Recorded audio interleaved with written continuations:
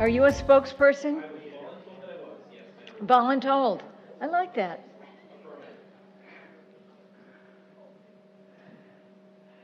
And who got the lucky job from, you ended up? Okay. So how do you want to do this? You want to?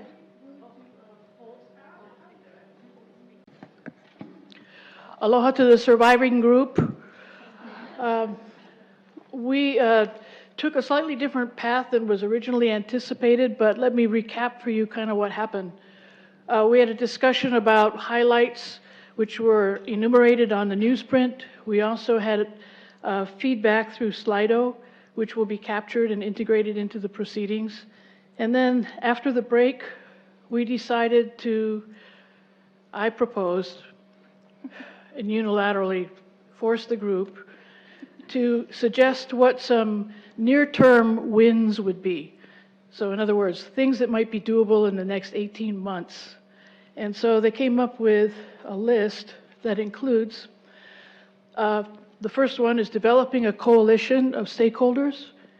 The second was to work on harvesting existing available content and developing new content that might be locally created.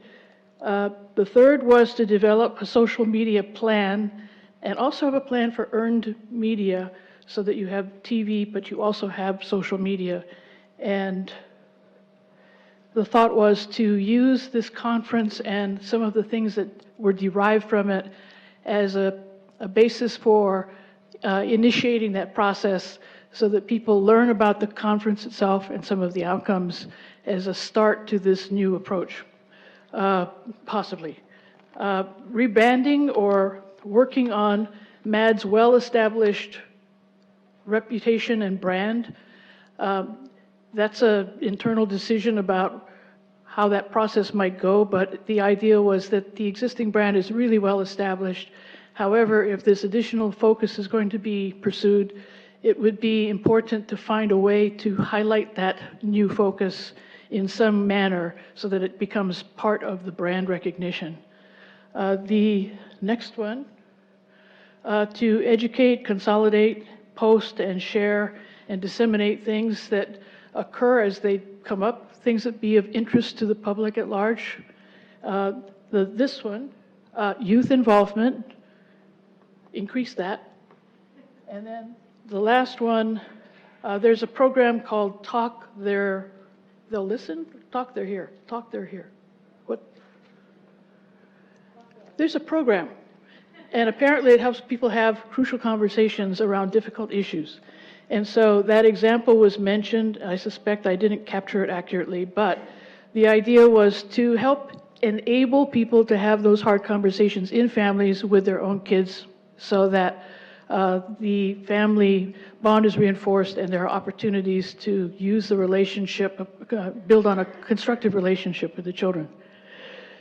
Then we said, okay, these are all kind of nice, but if you were to prioritize them, how would you cast your votes? So everybody had 3 votes. They could either plunk them on a single thing or they could distribute them across 3 different topics. And while this is an imperfect list, I'm very happy to report that increasing youth involvement was the item that received the most votes for a total of 28 votes. The next highest item that was supported by the group with their votes, developing the coalition of stakeholders so that you can begin cultivating those partnerships and leveraging your resources and staff and visibility and so forth. And then the next biggest one, I believe, was the 16, which is possibly take advantage of the fact that the content shared with us this morning, those vignettes, some of that's not necessarily copyrighted, and some of that could be made available for use without charge. It could, for possibly a small fee, be modified to make it a little bit more local. But there was a cautionary note that any such campaigns should be very carefully examined so that they will resonate with a local audience. So even though there isn't content available produced locally by MADD at this point, the idea was to start looking around for stuff that might be a useful starting point while developing local content in order to get the message launched more quickly. And was there anybody in the group who takes exception to this report? I'm delighted to hear that as well. Thank you. We had a very nice-looking group, very attentive and very engaged. Really appreciate your participation, and I think this is a useful ranking for the purpose of near-term plans for MADD's strategic plan. Thank you. Thank you.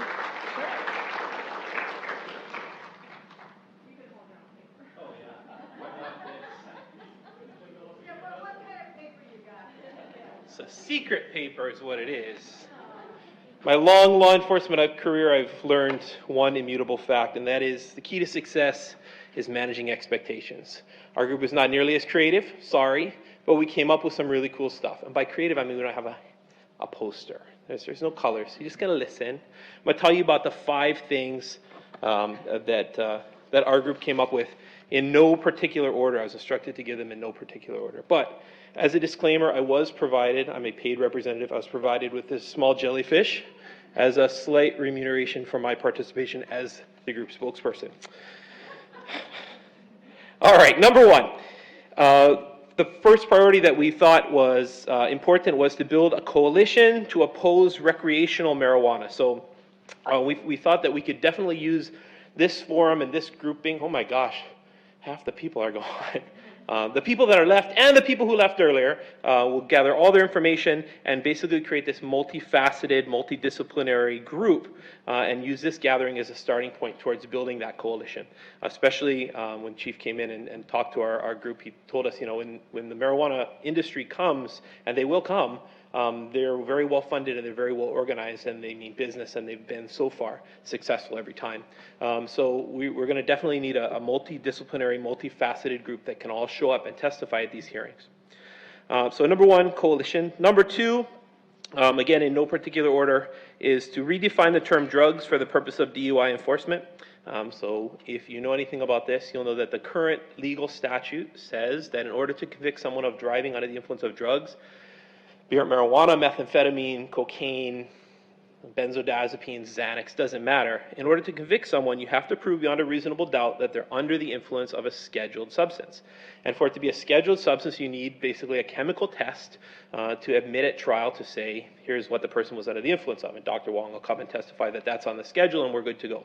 The problem is if the person does not consent to a test, or if the person consents to a test but they're under the influence of something that's not scheduled, for instance, kava, right? If you're familiar with, there are some Polynesian cultures that consume kava, which is the root of the kava plant, and it can make you very wildly impaired, but technically you can drive down the street as impaired as you want on kava and not be DUI according to the statute, even if you give us a sample. So for us, that was a problem. So redefining the term drug for the purpose of DUI enforcement. There was a House bill. This is actually a very short-term potential success for us.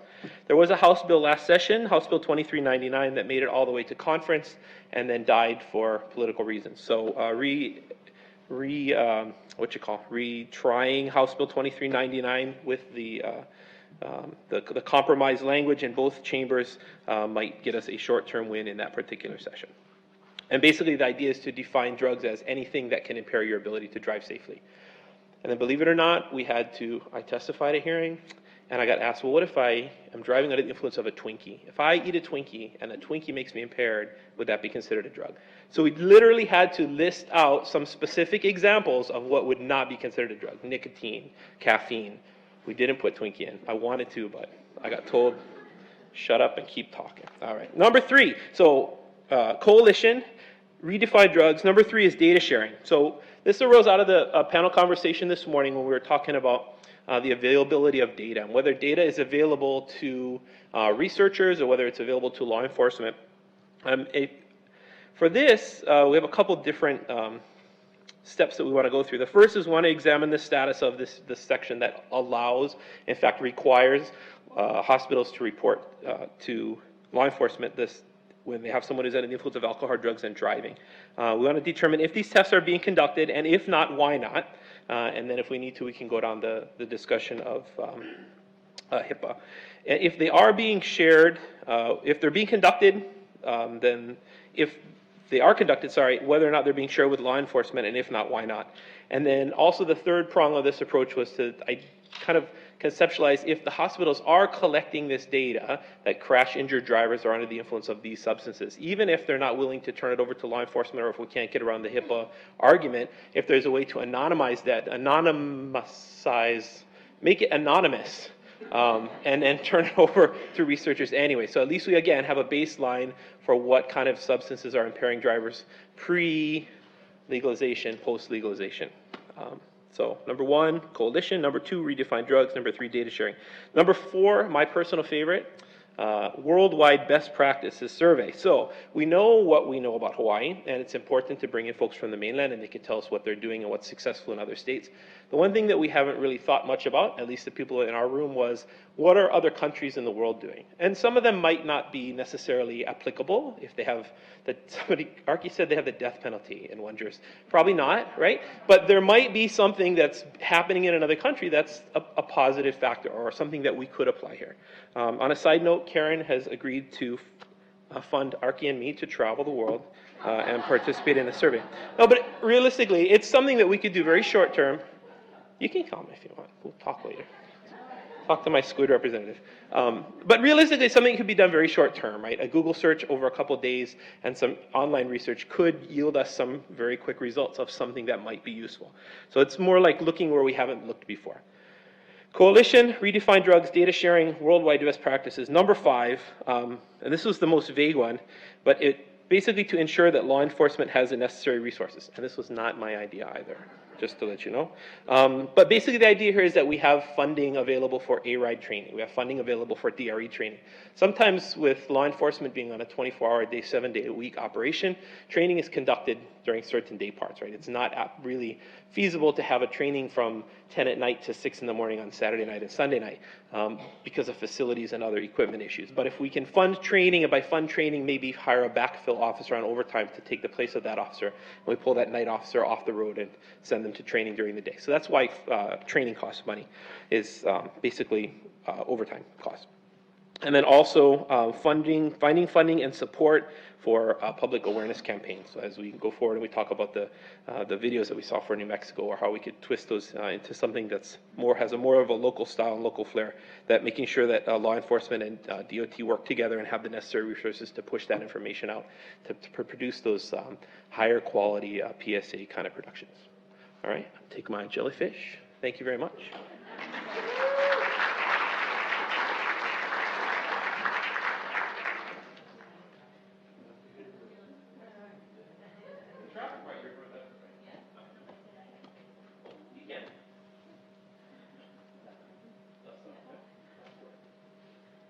Oh, you forgot your poster.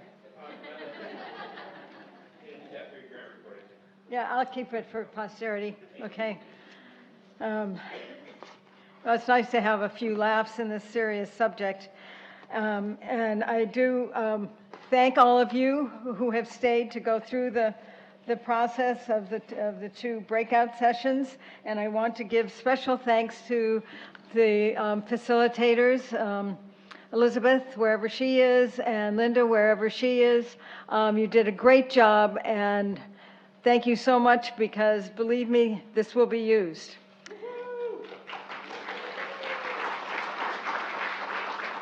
And we love both groups talked about coalitions, and those sound like good ideas, and then trying to do that is not easy. So you'll probably get things in the mail saying, now we're going to form 2 coalitions, and you're it. You've got to come join us. So be prepared for that letter saying, let's really do a coalition. So now, before we totally wrap up, back to being serious again, I would like to introduce a member of MADD's board. Karlotta, are you still with us? Yes. This is Carlotta Carvalho, who's been on MADD's Victim Services Committee since 2014. She often shares her story with small groups of DUI offenders. And I'll let Carlotta herself tell you about her story, share that with you. Aloha. I want to, before I start, I want to mahalo all of our presenters and participants today. I've been blessed personally by all the information and all the, just all the love and support that was shared here today amongst every single one of us. My name is Karlotta Carvalho, and I'll try to do really quick snapshots because I know we're at the end of the day here. As a child, I grew up in a very sheltered home, and we were a very God-fearing home, and we did not have any alcohol in our presence whatsoever. So that was really foreign to me. And my first memory was my neighbor moving in across the street from us, and as I noticed them moving all of their belongings in their home, they didn't have a dad. And I asked my mom as a little girl, where's their dad? How come they don't have a dad? Because I had a mom and I had a dad. And she said their dad was killed by a drunk driver. It wasn't until I grew up a little bit more that I found out that their father was killed by a 7-time drunk driver. He had killed 7 times before killing her dad. That really stuck in my brain, and it scared me.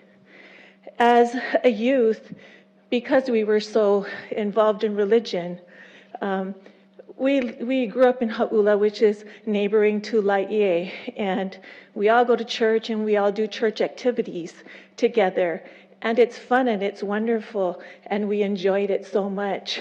And again, we were sheltered. And I remember attending Kuhuku High School, and although we were not free from any of the perils that any other high school would encounter, I think we were a little more sheltered again. And I remember as a 10th grader waking up one morning and going to school and learning that 5 of our fellow classmates had been killed by a drunk driver. The night prior, they had all gone out on a church activity, and they were all outstanding youth. And on the way home, a drunk driver had crossed the center line and killed all of them, 2 of which were siblings. It really impacted my life. It impacted my view on safety. It impacted my view on how I wanted to ensure that even though we were able to enjoy the beauty of living out on the North Shore, that when I started a family of my own, that they would be safe, that they would not have to encounter that same kind of fate. In 1983, I started a family of my own, and being from a family of 12, 11 living, I was the oldest. My brother is here today. He's a physician here at Queen's Hospital, and I asked him if he could run away just to see me speak. And so I, in my mind, because I helped care for my siblings, I thought the ideal number of children to have in a family would be 2. And in my mind, the ideal would be a girl and a boy. I now know that was so wrong, and that was a very immature thought of mine.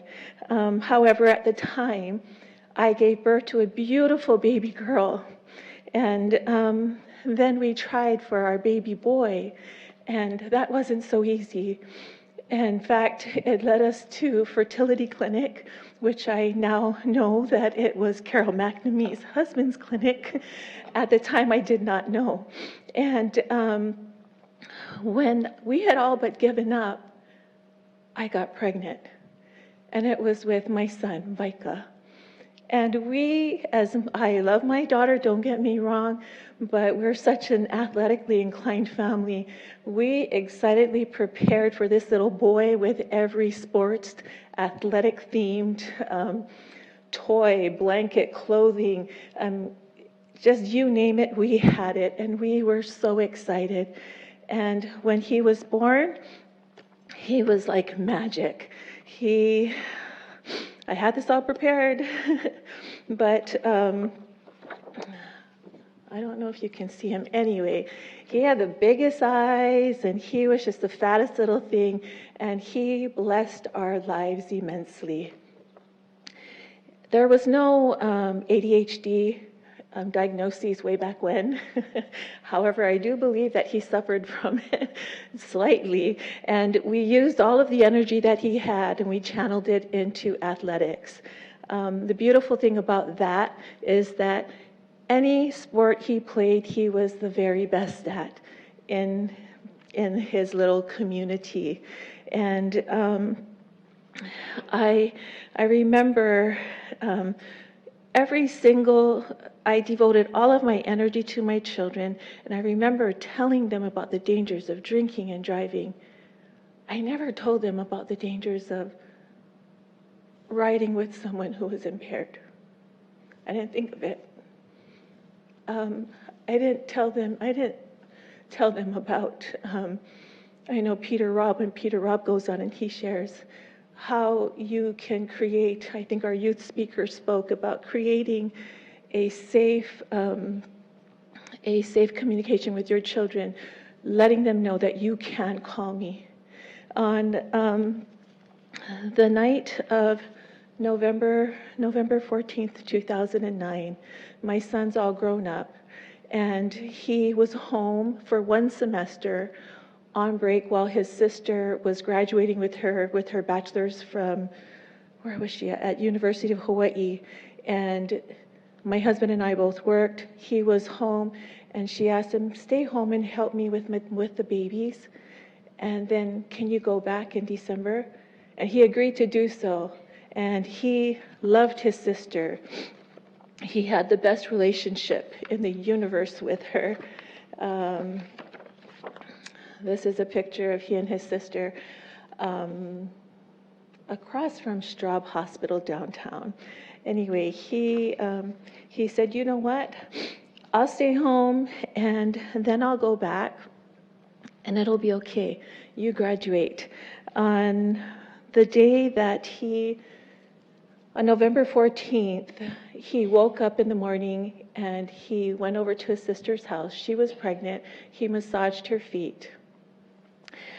Our little grandchildren were all involved in wrestling at Farrington High School. And he said, wait for me, I want to come. But my husband was hurrying off. He didn't want to be late. I was off, I'm in social work. I was off to see a client in town. And so the plan was, when we came home, we were going to go to the football game because my brother that I just spoke about, he attended New Mexico State University. 3 brothers attended New Mexico State University on football scholarships. And 2 of my brothers were headed home to play against University of Hawaii. So it was a busy morning, to say the least. And when I got home, I told him, on the way home, I said, I'm almost home, make sure you're dressed because our entire family is at the Aloha Stadium waiting for us. He said, I'm dressed, Mom, I'm ready. I said, make sure your brothers are dressed. My brothers are dressed. I got home and a friend of his was there. And my son came up to me and he said, Mom, why didn't you tell me that you went to my coach's funeral last night? And I said, yeah, I went to his funeral. It's okay. Dad and I paid our respects. Let's go. He was like, but I wanted to go. And it was one of those 2-day funerals. And I told him, I said, your uncles haven't seen you for 2 years. Our entire family is waiting for us at the Aloha Stadium. We'll be okay. He said, his last words to me were, I can always attend another football game, but I can never say goodbye to my coach again. And I was filled with this intense sadness, and I think somehow, some way, without knowing that that would be my last conversation with him,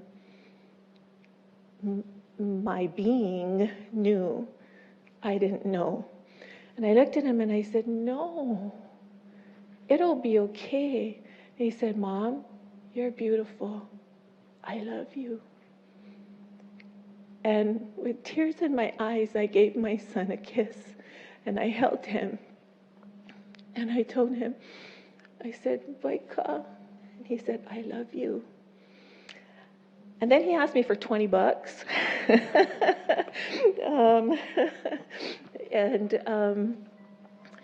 We went to the game. We took pictures. New Mexico State, they played, they lost. They wanted to fly out that night. We were taking pictures. We had no idea my son was calling for a ride home.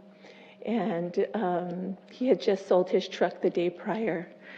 And when we got to the North Shore, or Hau'ula, we heard an endless array of sirens.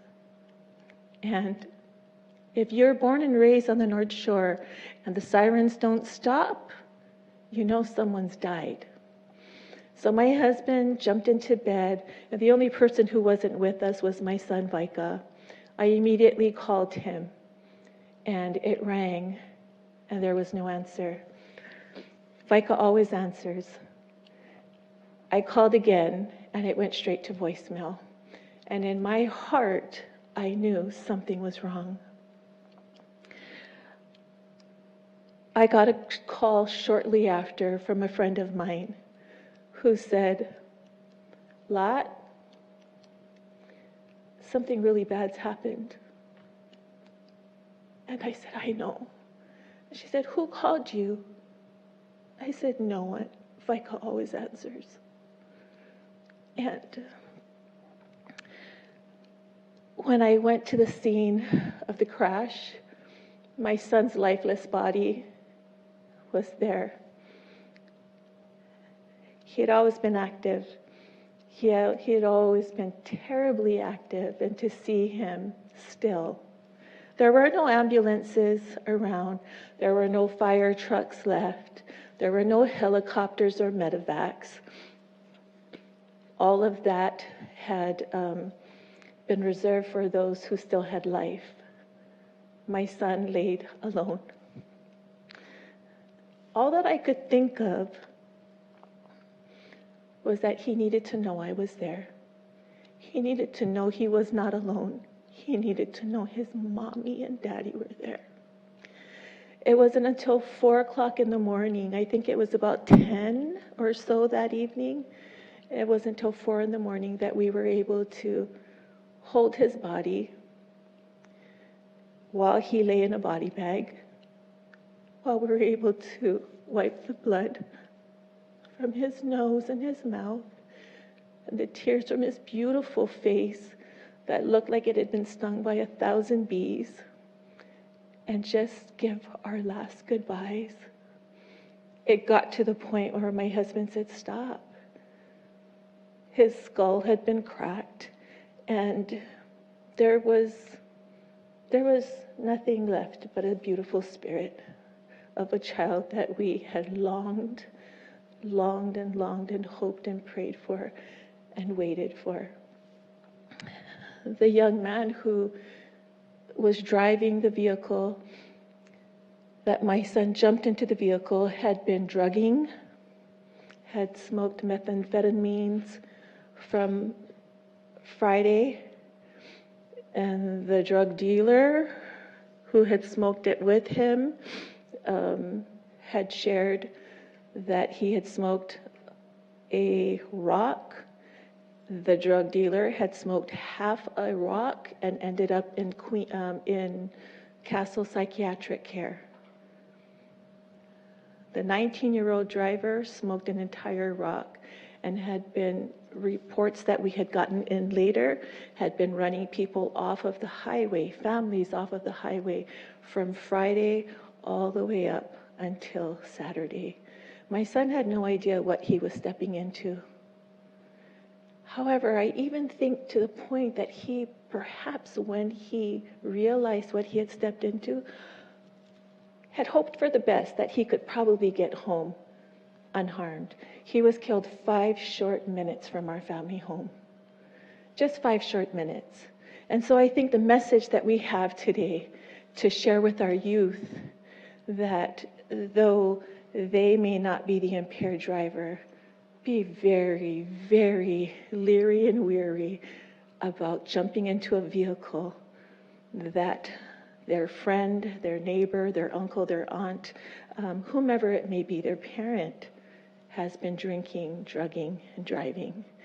I am grateful to Mothers Against Drunk Driving for being the very first agency to reach out to me.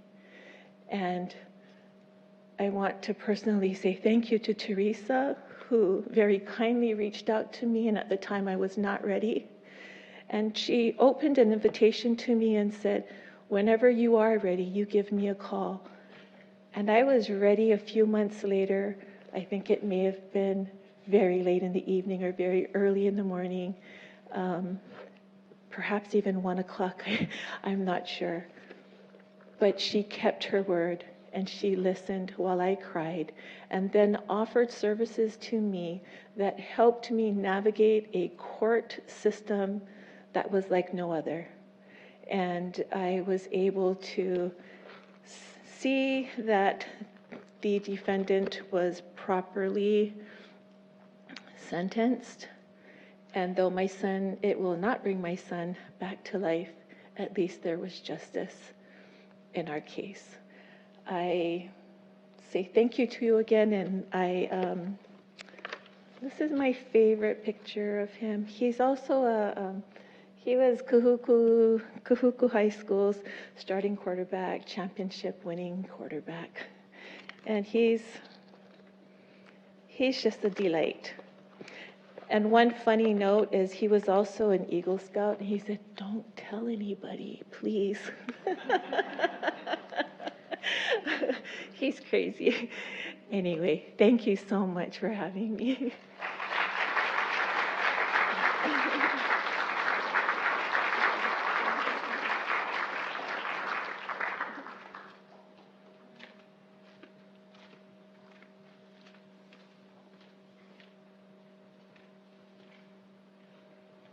Thank you, Karlotta. Thank you.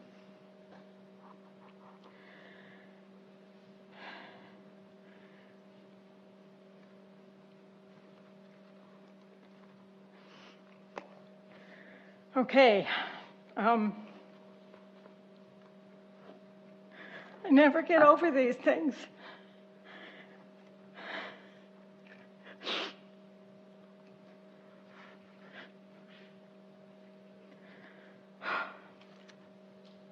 Any event, I do want to give one large and actually huge mahalo to our national speakers.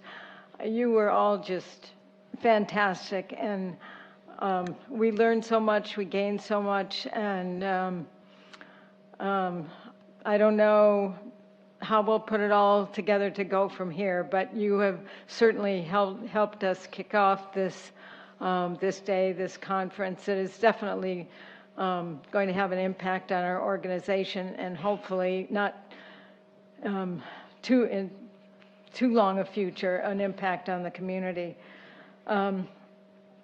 And of course, we also thank you not just for being here, but for coming here, because it's never easy to make a long trip to Hawaii, even though everybody thinks it's so wonderful. It's wonderful here.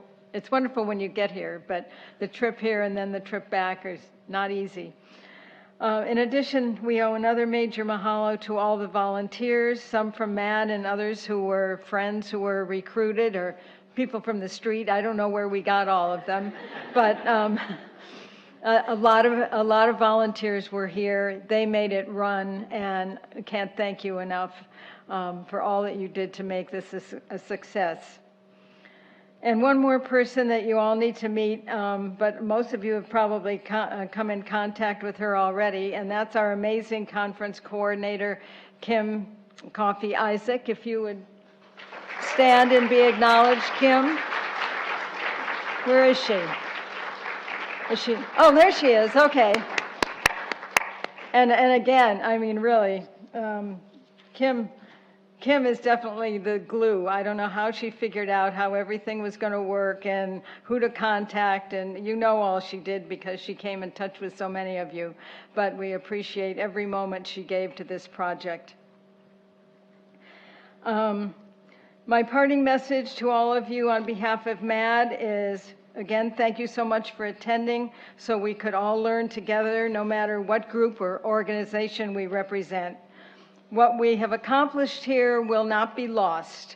I know we will be circulating some sort of report, and I'm not sure what all we can circulate, but we will circulate as much as we can.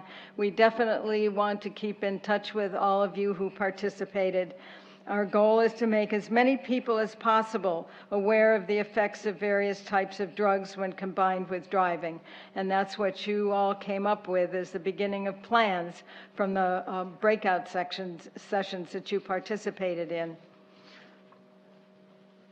I think it's clear that the state of Hawaii has work to do to improve laws, enforcement, prosecution, help for those who use or abuse, and more than anything, good, factual, honest, straightforward education based on data we have heard today, and things which keep evolving. And we also learned how important it is to be in touch with youth in many ways and to listen to what they have to say to help us reach out to that particular population in the community. So we appreciate very much their participation. But I want to thank you so much for being here and for staying for the whole time. And we will try to stay in touch. Aloha.